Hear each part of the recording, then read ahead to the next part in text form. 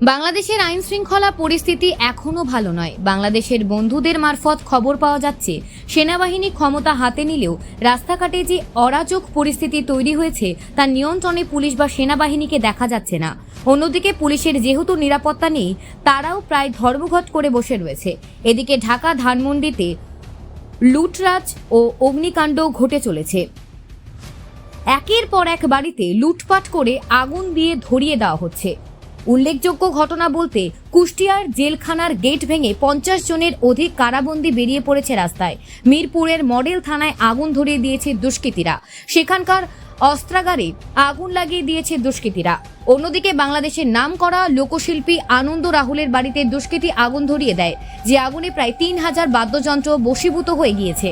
অধিকাংশ বাদ্যযন্ত্রই আনন্দ রাহুল নিজের হাতে তৈরি করেছিলেন, তা সবই পুড়ে ছাইয়ের পরিণত হয়েছে।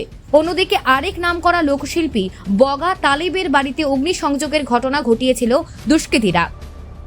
বাংলাদেশের প্রাক্তন অধিনায়ক মুর্তাজার বাড়িতেও আগুন লাগিয়ে দিয়েছে দুষ্কৃতীরা। একের পর এক অগ্নিসংযোগের ঘটনা ঘটেই চলেছে গোটা বাংলাদেশ জুড়ে। আরও খবর পাওয়া যাচ্ছে, বাংলাদেশের ব্যাংকগুলিতে অচল অবস্থা দেখা দিয়েছে। ব্যাংকগুলিতে আধিকারিকদের পদত্যাগ করতে হুমকি দেওয়া শুরু করেছে। ইতিমধ্যেই ব্যাংক গভর্নর পদত্যাগ করেছে অ্যাটর্নি জেনারেল। বাংলাদেশের আওয়ামী লীগের অধিকাংশ মন্ত্রীরাই আত্মগোপন করে রয়েছেন, তাদের কোনো রকম খোঁজ পাওয়া যাচ্ছে না। অন্যদিকে পল্টন ময়দানে বিএনপির জনসভায় বিপুল সংখ্যক মানুষের ভিড় লক্ষ্য করা গিয়েছে।